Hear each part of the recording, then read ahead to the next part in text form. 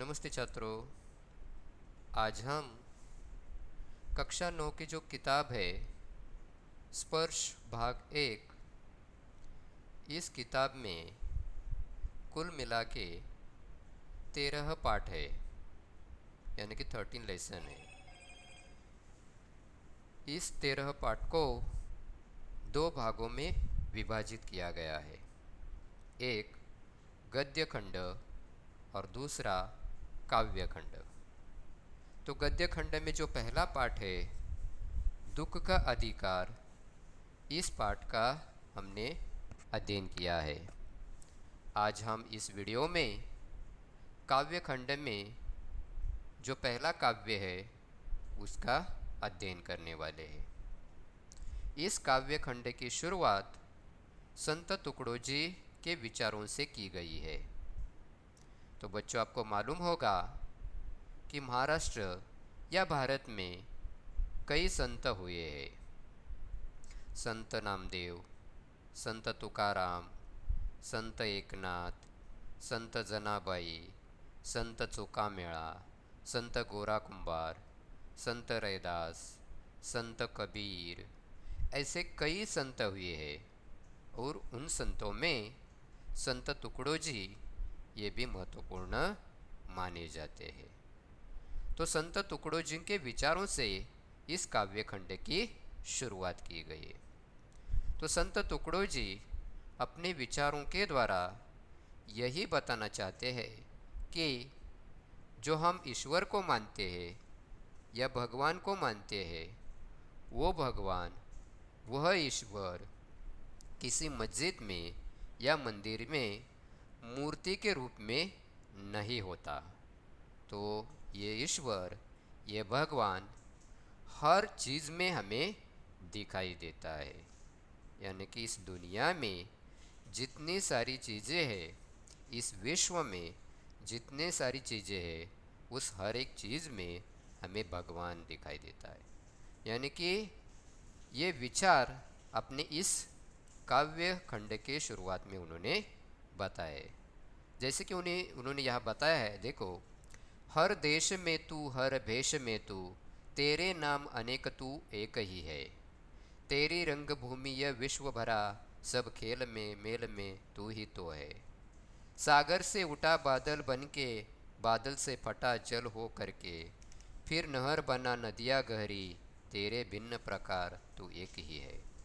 चींटी से भी अणु परमाणु बना, सब जीव जगत का रूप लिया। कहीं पर्वत वृक्ष विशाल बना, सौंदर्य तेरा तू एक ही है।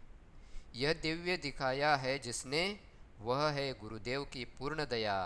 टुकड़िया कहे कोई न और दिखा, बस मैं अरु तू सब एक ही है। यानी कि संत तुकडोजी इस विचारों से हमें यही बताते हैं कि ईश्वर, भगवान हर देश में है ना। यानी कि भारत हो, ऑस्ट्रेलिया हो, कोई भी देश हो, हर देश में ईश्वर है, हर भेष में ईश्वर है, हर नाम में ईश्वर है। यानी कि उसके नाम कई हो सकते हैं, राम हो सकते हैं, कृष्ण हो सकते हैं, अल्लाह हो सकता है ना, हाँ? या और कोई, लेकिन नाम कई हो सकते हैं, है ना, लेकिन तू एक ही है। यानी कि ईश्वर एक ही है, इंसान ने उसे अलग अलग बनाया है। ऐसे संत तुकडोजी हमें बताते। यानी कि वो कहते हैं कि ये विश्व, ये संसार, ये ईश्वर की क्या है, रंगभूमि है। जिस प्रकार एक्टर की रंगभूमि होती है, उसी प्रकार ईश्वर की यह विश्व क्या है, रंगभूमि है। सब खेल में तू है, सब मेल में तू है। सागर से जो बाफ बनती है, उस बाफ में तू है। बाप से जो बादल बनते, मेघ बनते, उस बादल में तू है। बादल से फटकर जब बरसात होती है, उस बरसात में तू है। और बरसात गिरने के बाद नहरें, नदियाँ जब पानी से भर जाती है, तो उस नदियों में तू है। यानी कि तेरे कई भिन्न प्रकार है, लेकिन तू एक ही है ना। यानी कि चींटी से भी, यानी कि जो अणु परमाणु सबसे छोटे होते हैं, चींटी से भी छोटे होते हैं, तो उस चींटी से भी अणु परमाणु में तू है। सब जीव जगत में तू है। यानी कि हर वृक्ष में तू है, हर पर्वत में तू है, हर पंछी में तू है, हर प्राणी में तू है, हर पत्थर में तू है, यानी कि विश्व के हर चीज़ में तू बसा है। ऐसे संत तुकडोजी हमें बताते, यानी कि भगवान जो है, ईश्वर जो है, इस संसार के हर चीज़ में वो क्या है, बसा हुआ है। और यह दिव्य दिखाया है जिसने, यानी कि भगवान का रास्ता दिखाया जिसने, भगवान कहाँ है ये बताया किसने, तो गुरु ने बताया है, गुरुदेव ने बताया है। और ये गुरुदेव की हम पर क्या है, दया है। यानी कि संत तुकडो जी महाराज अपने आप को कहते हैं कि मैं इस गुरुदेव का, गुरु का क्या हूँ, भक्त हूँ, और इसीलिए मैं सभी जगह ईश्वर को मानता हूँ, ईश्वर को देखता हूँ। नहीं तो हम क्या करते हैं, मंदिर में जाते हैं, मस्जिद में जाते हैं, चर्च में जाते हैं, और उस मूर्ति में हम भगवान ढूंढने की कोशिश करते हैं। संत तुकडो जी कहते हैं कि ईश्वर हर भेष में है, हर देश में है, हर चीज़ में है ना। या कोई खेल हो, कोई मेल हो, कोई बादल हो, बरसात हो, नदियाँ हो, पर्वत हो, वृक्ष हो, पंछी हो, प्राणी हो, हर चीज़ में हमें भगवान दिखाई देता है। तो ये संदेश इस काव्य खंड के द्वारा संत तुकडो जी ने हमें दिया है। यानी कि इसी के आधार पर आगे सभी काव्य दिए गए हमें दिखाई देते। तो इसके आगे जो पहला काव्य है, जो पहली कविता दी गई है, वो पहली कविता हमें देखनी है। तो इसमें पहली जो कविता है वो किसकी है, तो रैदास की है। जो रैदास के पद है वो पद हमें पहले काव्य के रूप में दिए गए हैं। तो पहले हमें कवि रैदास, इनके बारे में क्या करनी है, थोड़ी बार जानकारी हमें हासिल करनी है। तो संत रैदास, यानी कि रैदास ये भी क्या है, संत है। जैसे संत तुकडो जी महाराज है उसी प्रकार रैदास ये भी क्या है, संत है। तो रैदास यानी कि उनका नाम है रविदास। तो रैदास या विख्यात संत रविदास का जन्म 1388 में हुआ है, और उनकी मृत्यु यानी कि देहावसन सन 1518 में बनारस में हुआ है। यानी कि उनकी मृत्यु जो हुई है वो बनारस में हुई है, और वो 1518 में हुई है। और इनकी जो ख्याति है, इनकी ख्याति इतनी बढ़ गई थी, और उनकी ख्याति से प्रभावित होकर जो सिकंदर लोदी था, उन्होंने संत रैदास को अपने यहाँ यानी कि दिल्ली में आमंत्रित किया था, निमंत्रण भेजा था। और जो संत रैदास है वो संत मध्ययुगीन काल के साधकों में से एक है। यानी बच्चों आपको मालूम होगा, अपने हिस्ट्री सब्जेक्ट में सीखा होगा कि हिस्ट्री में अलग अलग काल माने जाते हैं, युग माने जाते हैं। जैसे कि मध्ययुगीन, अर्वाचीन, प्राचीन, आधुनिक, यानी कि ये अलग अलग काल माने जाते हैं। उसी प्रकार मध्ययुगीन काल के साधकों में से रैदास एक विशिष्ट संत माने जाते हैं, उनका विशिष्ट स्थान माना जाता है। जैसे कि कबीर की तरह रैदास भी संत कोटि की कवियों में गिने जाते हैं, उन्हें जाना जाता है, पहचाना जाता है। संत रैदास यानी कि रविदास ने मूर्ति पूजा हो, तीर्थ यात्रा हो, इसे क्या किया है, विरोध किया है। उन्होंने ये आडंबर कहा है, अंधविश्वास कहा है, और दिखावा कहा है। यानी कि मूर्ति पूजा, तीर्थ यात्रा जैसे दिखावों में रैदास का जरा भी विश्वास नहीं था। तो वह व्यक्ति की आंतरिक भावनाओं, यानी कि हर एक व्यक्ति की आंतरिक भावना होती है, उन भावनाओं और आपसी भाईचारा को ही वो सच्चा धर्म मानते थे। नहीं तो आज हम देखते हैं कि देश देश में धर्म के नाम पर क्या किए जाते हैं, झगड़े किए जाते हैं, आंदोलन किया जाता है, एक दूसरे के ऊपर क्या किए जाते हैं, बॉम्ब डाले जाते हैं। यानी कि धर्म के नाम पर लोग क्या करते हैं, झगड़ते रहते हैं। तो संत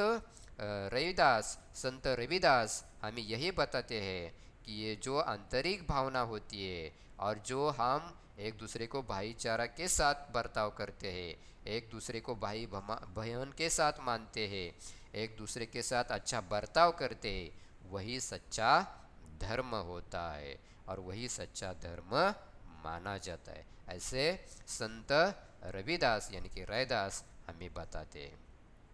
तो रैदास ने अपने कई काव्य लिखे हैं, कई साहित्य कृतियों का निर्माण किया है। तो उनके जो काव्य रचे हैं या काव्य की जो रचना की है, उन रचनाओं की जो भाषा है वो भाषा कैसी है? सरल भाषा है और व्यवहारिक भाषा है। और उन्होंने ये उन भाषाओं में ब्रज भाषा का क्या किया है? प्रयोग किया है, जिसमें अवधी, राजस्थानी, खड़ी बोली और उर्दू फारसी के कई शब्द भी हमें दिखाई देते हैं। रैदास ने काव्य लेखन करते समय उपमा और रूपक अलंकारों का भी उपयोग किया है। अभी आपको मालूम है कि अलंकार जो होते हैं वो भाषा की सौंदर्य बढ़ाते हैं, यानी कि जिस प्रकार महिला जब कोई गहने पहनती है तो उसका सौंदर्य बढ़ता है, उसी प्रकार भाषा का सौंदर्य बढ़ाने के लिए इन अलंकारों का क्या किया जाता है? उपयोग किया जाता है। और रैदास ने भी उपमा और रूपक अलंकार का विशेष प्रयोग किया है। सीधे साधे पदों में संत कवि ने हृदय के भावों को बड़ी सफाई से प्रकट किया है। इनका आत्मनिवेदन, दैन्य भाव और सहज भक्ति पाठक के हृदय में उद्विग्त करता है। रैदास के जो 40 पद है वो 40 पद किसमें संकलित किए गए हैं? तो सिखों का जो पवित्र ग्रंथ है, जो महत्वपूर्ण ग्रंथ माना जाता है, गुरु ग्रंथ साहब, उस गुरु ग्रंथ साहब में इनके 40 पद को क्या किया है? सम्मिलित किया है। तो इसी प्रकार संत रैदास ये संत कवियों में से एक महत्वपूर्ण संत माने जाते। तो यहाँ संत रैदास ने 2 पद लिखे हैं। तो उस 2 पद में जो पहला पद लिखा है उसकी शुरुआत उन्होंने की है कि प्रभु जी तुम चंदन हम पानी। इससे उन्होंने क्या की है? पहले पद की शुरुआत की है। और इस पहले पद में कवि अपने आराध्य यानी अपने भगवान को, अपने ईश्वर को, अपने आराध्य को वो क्या करते हैं? याद करते हुए उनसे अपनी तुलना करते हैं। और उसका प्रभु बाहर कहीं किसी मंदिर या मस्जिद में नहीं है। यानी कि रैदास ने जो पहला पद लिखा है उस पहले पद में कवि ने यानी कि रैदास ने जो भगवान का वर्णन किया है, तो वो भगवान का वर्णन करते हुए हमें यही बताया है कि उनका जो भगवान है, उनका जो ईश्वर है, वह मंदिर मस्जिद में नहीं है, तो उनके अंतर में यानी कि अपने अंदर विद्यमान रहता है। यह उन्होंने बताने की कोशिश की है। यही नहीं तो हर हाल में, हर काल में उससे श्रेष्ठ है। यानी कि रैदास कहते मेरा जो ईश्वर है, मेरा जो भगवान है, वह हर हाल में, हर काल में वह मुझसे श्रेष्ठ है। यानी कि रैदास अपनी तुलना भगवान के साथ करते हैं और वो भगवान को अपने से बड़ा मानते हैं, श्रेष्ठ मानते हैं, सर्वगुण संपन्न मानते हैं। और इसीलिए कवि ने उन जैसा बनने की प्रेरणा ली है। यानी कि रैदास कहते हैं कि मुझे आपके जैसा बनना है। इसी प्रकार पहले पद में उन्होंने क्या किया है? बताया है। तो दूसरे पद में उन्होंने भगवान की अपार उदारता, कृपा और उनके समदर्शी स्वभावों का वर्णन किया है। तो रैदास कहते हैं कि भगवान तथाकथित निम्न कुल, यानी कि आपको मालूम होगा कि पुराने ज़माने में जो 4 या 4 क्या स्टेजेस थे, 4 स्तर माने जाते थे, लोग उसी प्रकार रहते थे। यानी कि उच्च वर्गीय, निम्न वर्गीय, मध्यम वर्गीय, ऐसे लोगों का क्या किया जाता था? वर्णन किया जाता था। जो निम्न कुल के लोग थे उनके साथ छुआछूत माना जाता था, उनके साथ अच्छा बर्ताव नहीं किया जाता था, उनसे कोई मदद सहायता नहीं करता था। लेकिन भगवान ने इन तथाकथित निम्न कुल के भक्तों को भी सहज भाव से अपनाया है और उन्हें लोक में सम्मानित किया गया है, सम्मानित स्थान दिया है। तो इसी प्रकार कवि रैदास ने अपने पद के द्वारा हमें यही संदेश दिया है कि ये जो भगवान होता है, यह भगवान हर चीज़ में होता है, हर चीज़ में बसता है। सॉरी। तो इसी प्रकार रैदास हमें यह बताते। तो क्या रैदास के पद क्या है, और उस पद में कवि रैदास या संत रैदास हमें क्या बताते हैं, यह हम देखते हैं। तो उसमें पहला पद जो है, उस पहले पद में कवि रैदास या संत रैदास हमें यही बताते हैं। जो पहला पद है वो पहला पद हम पढ़ेंगे।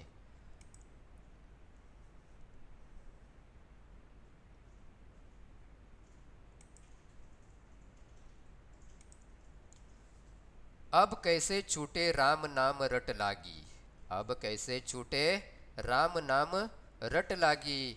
प्रभु जी तुम चंदन हम पानी, जाकी अंग अंग बास समानी। प्रभु जी तुम घन बन हम मोरा, जैसे चितवत चंद चकोरा। प्रभु जी तुम दीपक हम बाती, जाकी ज्योति बरे दिन राती।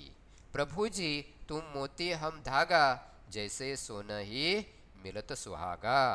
प्रभु जी तुम स्वामी हम दासा, ऐसी भक्ति करे रैदासा। तो इस पहले पद में संत रैदास या रविदास हमें यही बताते हैं, यानी कि बताने की कोशिश करते हैं कि वो अपने आराध्य को, अपने भगवान को, अपने ईश्वर को अपने क्या करते हैं, वो अपने और उसके साथ तुलना करते हैं। यानी कि वो बताते कि प्रभु जो आपकी रट लागी है, यानी कि आज हम देखते हैं कि कई लोग ईश्वर की क्या करते हैं, भक्ति करते, ईश्वर का नामस्मरण करते हैं, हर वक्त वो क्या करते, ईश्वर का नाम लेते रहते। तो रैदास बताते हैं कि आप कैसे छूटे, यानी कि आपके नाम की रट लागी है ना, यानी कि आपका नाम जपने का मुझे जो आदत है, वो आदत आप कैसे छूटेगी, आप कैसे छूटे राम नाम रट लागी, यानी कि कैसे अभी मेरे ये राम नाम की रट कैसे छूटेगी। क्यों? क्योंकि प्रभु जी यानी ईश्वर जी, भगवान जी ऐसे रैदास कहते कि तुम चंदन हम पानी, यानी कि तुम क्या हो, चंदन हो, और मैं क्या हूँ, पानी हो। यानी कि आपको मालूम होगा बच्चों कि चंदन के जो बास होती है वो अच्छी होती है। यदि चंदन पानी में मिला दिया जाता है तो पानी की भी अच्छी खुशबू आने लगती है, यानी कि पानी की हर एक बूंद से उस चंदन की खुशबू आने लगती है। तो इसीलिए रैदास यही बताते हैं कि तुम चंदन हो, और जिस प्रकार चंदन पानी में मिल जाने से वह उस पानी की हर एक बूंद से चंदन की बास आने लगती है, उसी प्रकार तुम्हारी भक्ति से, तुम्हारे नाम से मेरी क्या, मेरे शरीर से, मेरे अंग अंग से तुम्हारे नाम की क्या आने लगी है, बास आने लगी है, यानी कि बास समाई है, और मेरे पूरे शरीर में तुम्हारा ही नाम है, और मेरा पूरा शरीर तुम्हारे नाम से ही चलता है। इसी प्रकार इस पहले पद में, पहले पंक्ति में कवि रैदास अपनी तुलना किसके साथ करते हैं, तो ईश्वर के साथ करते हैं, और वो बताने के लिए वो पहला उदाहरण देते हैं। किसका उदाहरण देते हैं, तो चंदन और पानी का उदाहरण देते हैं। अगले पंक्ति में वो कहते हैं, प्रभु जी तुम घन बन हम मोरा, जैसे चितवत चंद चकोरा। तो यानी कि वो कहते कि तुम घन, घन मतलब बादल, यानी कि आपको मालूम होगा कि घन मतलब बादल, यानी कि जिस प्रकार आकाश में जब बादल छा जाते हैं, घन छा जाते हैं, नभ छा जाते हैं, और बरसात होने लगती है, तब जंगल में जो मोर होता है वो क्या होता है, खुशी से नाचने लगता है, क्योंकि उसे बहुत अच्छा महसूस होता है, खुशी होती है। तो उसी प्रकार तुम क्या हो, घन हो, और मैं क्या हूँ, मोर हो। यानी कि जिस प्रकार बादल छाने से मोर को खुशी होती है, उसी प्रकार तुम्हें पाने से मुझे क्या होती है, खुशी होती है। और तुम घन हो और मैं मोर हूँ, और जिस प्रकार मोर घन की राह देखता है, बादल छा जाने से खुशी महसूस करता है, उसी प्रकार प्रभु ईश्वर, मैं भी उस बादल की तरह आपकी क्या करता हूँ, राह देखता हूँ। और जब आपका दर्शन होता है तो मुझे बहुत खुशी होती है, और इसीलिए मैं मोर हूँ और आप क्या हो, घन हो। जैसे चितवत चंद चकोरा। अभी चितवत चंद चकोरा, चकोरा मतलब ये पक्षी है, तीतर पक्षी है। जैसे कि क्या करता है तीतर, चांद की राह देखता रहता है। हाँ, ये चकोर पक्षी चंद्रमा की ओर ताकता रहता है, उसकी राह देखता रहता है। और उसी भांति मैं भी आपकी क्या कर रहा हूँ, राह देख रहा हूँ।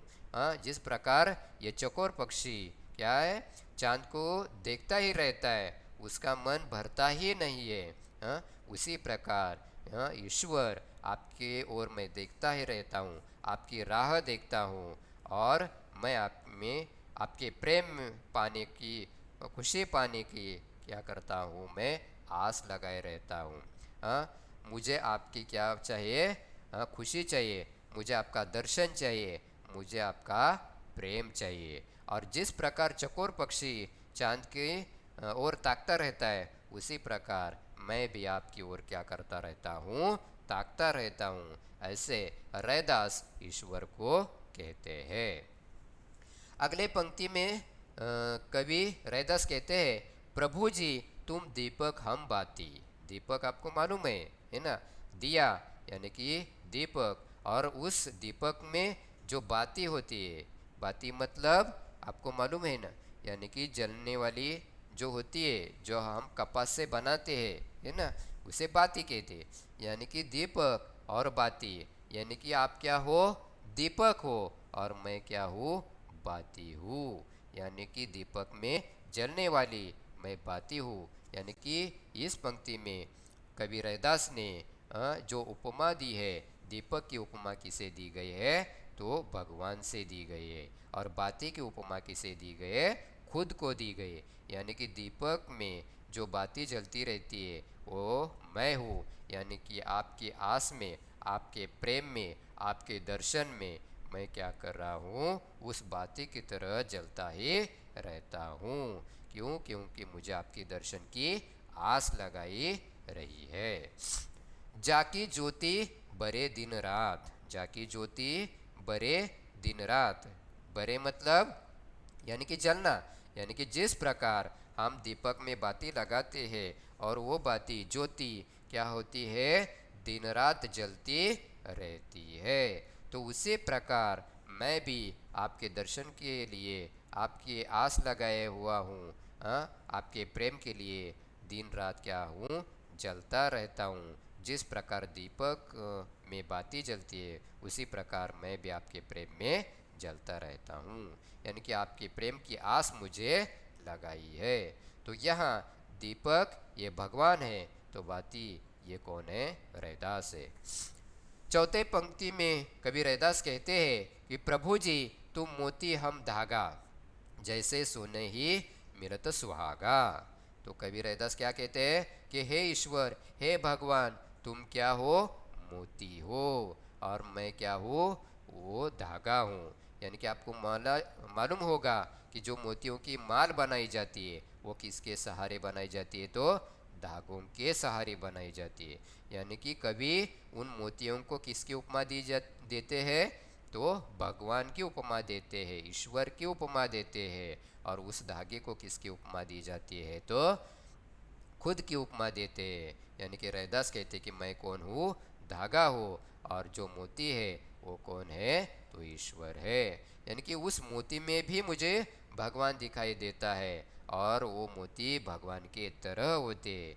मोती के समान उज्जवल, पवित्र और सुंदर कौन हो, तो ईश्वर है। और इसीलिए मैं उसमें पिरोया हुआ एक धागा हूँ। यानी कि इसी प्रकार जिस प्रकार मोती चमकता है, उसका दृश्य देखकर हम खुशी पाते हैं, लेकिन वो खुशी पाने के लिए जो धागा उपयोग किया जाता है, जिसका इस्तेमाल किया जाता है, वो धागा भी महत्वपूर्ण होता है। तो इसी प्रकार वो मोती भगवान है, तो वो धागा कौन है, मैं हूँ। जैसे सोन ही मिलत सुहागा। तो आपको मालूम होगा कि जो सोना बनाने के लिए, शुद्ध करने के लिए प्रयोग में आने वाला जो क्षार द्रव्य होता है उसे क्या कहा जाता है? सुहागा कहा जाता है। यानी कि सोना खरा या शुद्ध बनाने के लिए जिस द्रव्य पदार्थ का उपयोग किया जाता है उसे क्या कहा जाता है? सुहागा कहा जाता है। तो सोने पे सुहागा यानी कि जो सोना है वो तुम हो और सुहागा यानी कि मैं हूँ। आपका और मेरा मिलन सोना और सुहागे के समान है। जैसे सुहागे पे संपर्क से सोना या सुहागे के संपर्क से सोना क्या हो जाता है? खरा बन जाता है। उसी प्रकार आपके संपर्क से, आपके दर्शन से मैं क्या हो बन जाता हूँ? शुद्ध बन जाता हूँ। यानी कि आप मुझे क्या बनाते हो? शुद्ध बनाते हो। तो इसीलिए आपके दर्शन की आवश्यकता है, आपके प्रेम की आवश्यकता है। क्यों? क्योंकि जिस प्रकार सुहागा सोने को खरा बनाता है उसी प्रकार आप यानी कि मुझे शुद्ध बनाते हो, ऐसे कवि रैदास इस पंक्ति में कहते हैं। और आखिरी और लास्ट पंक्ति में कवि कहते हैं, प्रभु जी तुम स्वामी हम दासा, ऐसी भक्ति करे रैदासा। तो कवि कहते हैं कि तुम क्या हो? स्वामी हो, और उस स्वामी का मैं दासा हूँ। दासा मतलब भक्त, नौकर। यानी कि वो ईश्वर को स्वामी मानते हैं, हाँ, भगवान मानते हैं, ईश्वर मानते हैं। और उस ईश्वर का, उस भगवान का, उस स्वामी का मैं कौन हूँ? दासा हूँ, यानी कि भक्त हूँ, नौकर हूँ। ओके। और ऐसी भक्ति करे रैदासा। तो ऐसी भक्ति कौन करता है? तो रैदास करता है।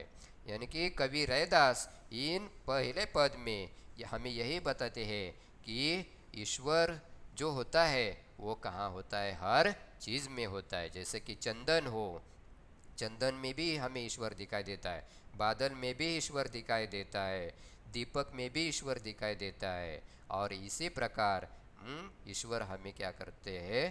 प्राप्त करना चाहते हैं। और ईश्वर के साथ अपनी क्या करते? वो तुलना करते हैं। और वो तुलना करने के लिए वो क्या करते हैं? कुछ उदाहरण देते। जैसे कि चंदन और पानी का उदाहरण देते, घन और मोर का उदाहरण देते, चत और चकोर का उदाहरण देते हैं, दीपक और बाती का उदाहरण देते हैं, मोती और धागे का उदाहरण देते हैं, सोने और सुहाग का उदाहरण देते हैं। उसी प्रकार ये उदाहरण देकर कवि रैदास हमें ईश्वर भक्ति की जो महत्व है, वो ईश्वर भक्ति का महत्व हमें बताने की कोशिश करते हैं। वो बताते हैं कि भक्ति का जो रंग है वह रंग मेरे पूरे शरीर पर चढ़ा है और ये रंग अभी कभी नहीं उतरेगा। तो प्रभु किसी मंदिर मस्जिद में नहीं रहता है, तो वो प्रभु कहाँ रहता है? अपने अंदर रहता है। और वो प्रभु हर काल में रहता है, हर हाल में रहता है। और वही प्रभु, वही ईश्वर, वही स्वामी मुझसे कैसा है? श्रेष्ठ है, सर्वगुण संपन्न है, मुझसे अच्छा है। ऐसे इस पद में कवि रैदास हमें बताने की कोशिश करते हैं।